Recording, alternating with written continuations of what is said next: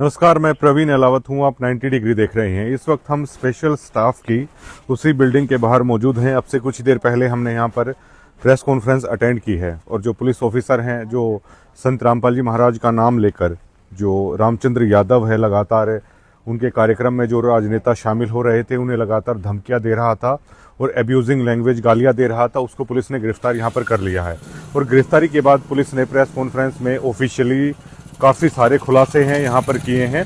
उन्होंने बताया है कि रामचंद्र यादव इस बात से आहत था कि संत रामपाल जी महाराज के प्रोग्राम में आखिर ये राजनेता हैं वो क्यों आ रहे हैं। वो इस बात से आहत था कि करोथा कांड जब हुआ, जब कांग्रेस की सरकार थी, बीजेपी के राजनेताओं को वो इसलिए धमकियां दे रहा था क्योंकि दूसरी बार जब बरवाला हुआ तो बीजेपी की सरकार थी, वो इस बात से आहत था। पुलिस ने हमें ये भी बताया कि रामचंद्र यादव संत रामपाल जी महाराज का कट्टर समर्थक आज भी है। संत रामपाल जी महाराज को लेकर उसकी श्रद्धा बहुत ज़्यादा है, लेकिन वो सतलोक आश्रम जो मैनेजमेंट है, उसकी जो कार्यशैली है, उसको लेकर खासा नाराज था, जिसके बाद है उसने ये सारी चीज़ें हैं वो यहाँ पर की हैं। पुलिस ने उसे गिरफ्तार कर लिया है। अब कोर्ट में जो कानूनी प्रक्रिया के तहत पेश किया जाएगा। पुलिस कितने दिन का रिमांड देती है, न्यायिक हिरासत में है, वो रामचंद्र यादव को भेज दिया जाता है। वो आने वाला मतलब वो जल्द ही है, वो पता चल जाएगा। लेकिन यहाँ से इतना तो साफ है। और पुलिस ने कई चीज़ें कही हैं, जैसे हमने लगातार उनसे पूछा कि क्या आश्रम के अंदर का कोई व्यक्ति है, एक रिक्शा चालक, इतने बड़े बड़े नेताओं के नंबर उसने कैसे हासिल किए। तो कई सारी चीज़ों पर पुलिस ने कहा है कि जांच का विषय है, कई सारी चीज़ों की जांच चल रही है, क्योंकि पुलिस हर एंगल से इस मामले को देख रही है। क्योंकि बड़े राजनीतिक लोगों को रामचंद्र यादव है यहाँ पर ऐसी लैंग्वेज का है इस्तेमाल कर रहा है। पुलिस हर एंगल से इस मामले की बारीकी से यहाँ पर स्पेशल स्टाफ है वो जांच कर रहा है। उसके बाद भी कई चीज़ें निकल कर सामने आएगी, लेकिन अनऑफिशियली भी कुछ चीज़ें यहाँ पर निकल के सामने आई हैं कि मैनेजमेंट में भी कई तरह के बदलाव हुए। वो आदमी भी मतलब रामचंद्र यादव की अनऑफिशियली है, मतलब इस तरीके से मदद कर रहे थे। दूसरी दो लोगों का इसमें नाम निकल कर सामने आया है। एक देशराज हैं, उसको लेकर रामचंद्र यादव ने बताया है कि वो लगातार उन्हें गालियां देता था। वो सतलोक आश्रम यूपी का हेड बताया जाता है, यूपी डिस्ट्रिक्ट का कोऑर्डिनेटर का हेड बताया जाता है। वो लगातार उन्हें गालियां देता था।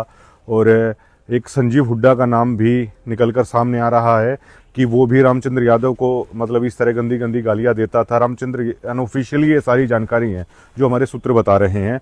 और रामचंद्र यादव ने बताया कि जब वो लगातार आहत हुआ इन सभी चीज़ों से, तो उसके बाद उसने मतलब इस तरह की भाषा का इस्तेमाल करना यहाँ पर शुरू किया है। लेकिन अब आप उस पुलिस कॉन्फ्रेंस को देखिए, जिसमें पुलिस ने काफ़ी सारी चीज़ें हैं जो हमने पूछी हैं और उसमें कहा है कि ये सभी जांच का विषय है और हर एंगल से उस मामले की जांच है वो की जा रही है।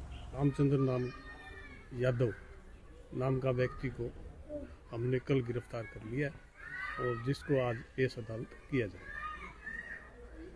कोई मामला इसमें सामने आया पूछताछ में अभी ये बताया कि इसके खिलाफ में पहले भी 2 FIR दर्ज है, उत्तर प्रदेश और दिल्ली में अभी भी विचाराधीन है। और ये रामपाल बाबा है जो महाराज है, उसके संगठन का कार्य करता है। तो इस बिना पर ये पहले भी ऐसी अभद्र भाषा का प्रयोग किया है इसने और इसके खिलाफ पहले भी जेल में रहा ये। तो कल इसको गिरफ्तार करके में आज पेश अदालत किया जाएगा। तो ऐसा सुनने में आया सर कि ये ई-रिक्शा वगैरह चलाता है, कोई ऐसा भी मामला है क्या?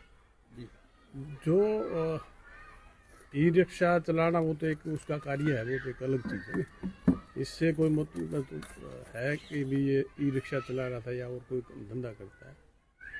ये कोई ग्रुप है या अकेला है सर? अकेला ही था ये सर। एक ई रिक्शा चालक के पास हरियाणा के 20 से इतने बड़े नेताओं के नंबर कहाँ से आए, और क्या इसमें सतलोक आश्रम को भी आप जांच में शामिल करेंगे कि कोई अंदर का व्यक्ति हो सकता है नंबर प्रोवाइड करवाने के लिए? वो जांच में कोई विषय आएगा तो उसके बारे में जांच की जाएगी। किन धाराओं के तहत इनके खिलाफ मामले दर्ज हैं? पहले इसमें धमकी का है, जान से मारने की धमकी के FIR दर्ज है। अकेले विधायक को दी है या और भी देता है इसमें शामिल? अभी जो दी है वो विधायक जी को दी है और अन्य किसी को दे रखी वो अलग मामले है। वो किन किन थानों में मामले दर्ज है? वो उत्तर प्रदेश, दिल्ली बताया आपको। सर इन्होंने बताया क्यों देता है सबको इस तरह की गालियाँ? वो तो अभी पूछताछ में क्लियर करेंगे हम सारी बात। कई नामों के और खुलासा होने की उम्मीद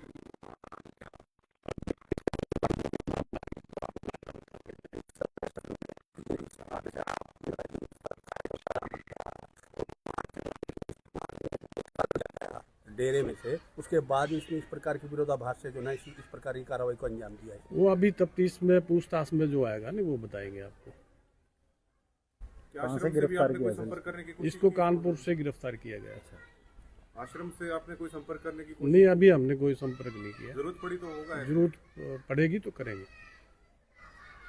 फिलहाल इसका पेशा क्या है, करता क्या है ये? अभी अपना काम धंधा करता है, कोई छोटा मोटा काम धंधा करता है। उम्र कितनी है इसकी? इसकी उम्र है 45-50 करीबन।